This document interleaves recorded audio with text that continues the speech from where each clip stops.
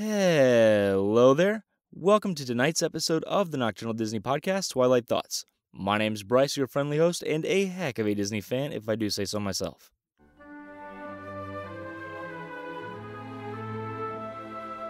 Welcome aboard the Walt Disney World Express Monorail. On behalf of the cast of the Walt Disney World Resort, we'd like to welcome you to the Magic Kingdom.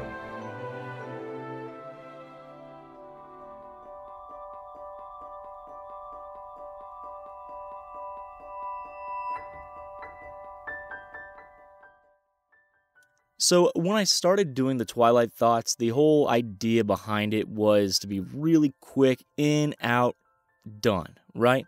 Well, I know my last episode doesn't really follow that format. Ended up being like 15, 20 minutes, somewhere in there. It was nuts. It was not what I expected. However, this one actually is going to be pretty quick. We're all super excited about Galaxy's Edge, and obviously, it's just around the corner opening. It's going to be opening with Smuggler's Run and Oga's Cantina. I cannot wait. Here's the thing, though. When it opens, it's only going to be half of a land. You know what I'm saying? It's not going to have all of the shops open. And most importantly, it's not going to have the second of two rides in the land. Just like in Disneyland out in California, it's going to be opening significantly later than the rest of the land, right? And a lot of people, including myself, were a little upset about this. It's like, man, you guys are opening it sooner than we thought.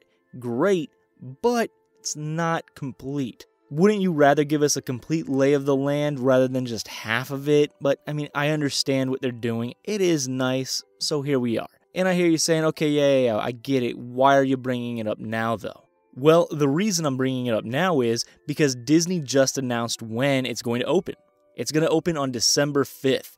Now, I didn't know this until a couple hours ago, honestly, but December 5th is Walt's birthday. And they want to release it in conjunction with that as a way to say, Walt, he was such a prolific storyteller.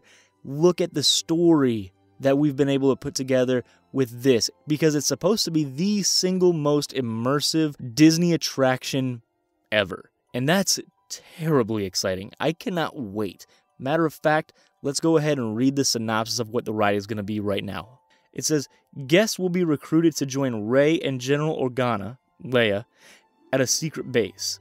Along the way, they will be captured by a First Order Star Destroyer. With the help of some heroes from the Resistance, they break out and must escape the Star Destroyer, protect the secret base, and stay one step ahead of Kylo Ren. Doesn't that sound incredible?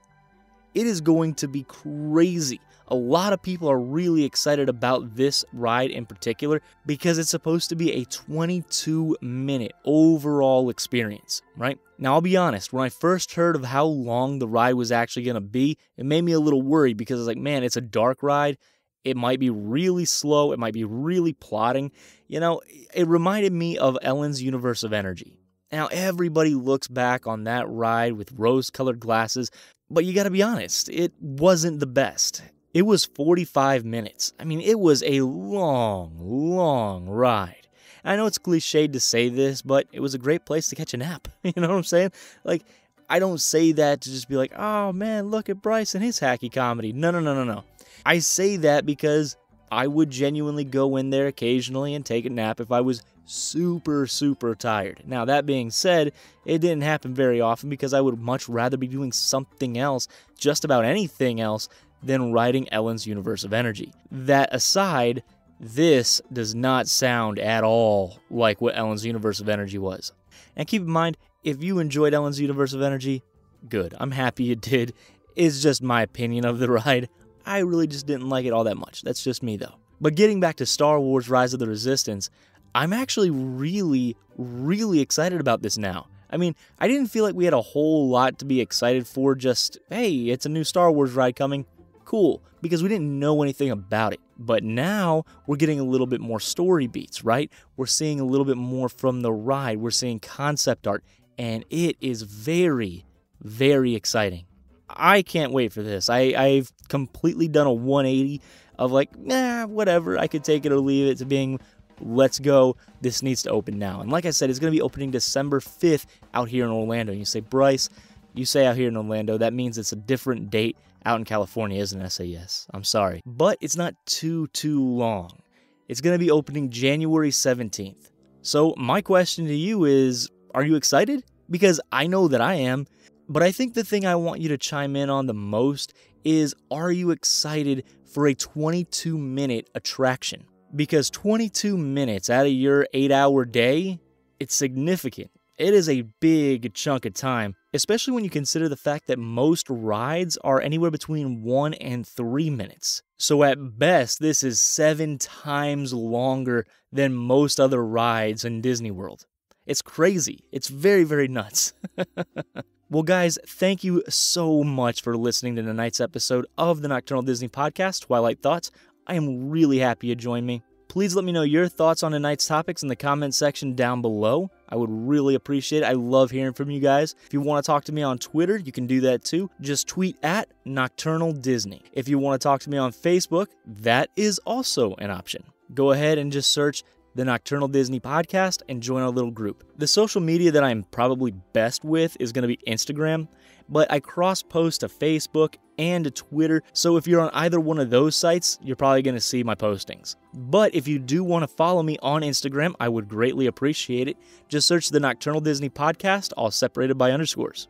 Well, I've told you where you can find me to talk to me, but where can you listen to the show? You can listen to the show on almost any of the podcast apps, like Apple Podcasts. You can listen to it on Google Play.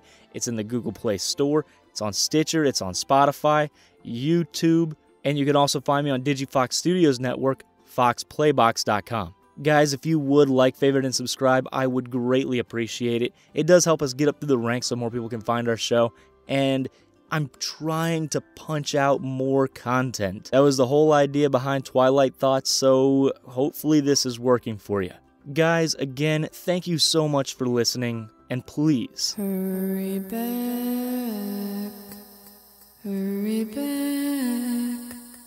we're dying to have you.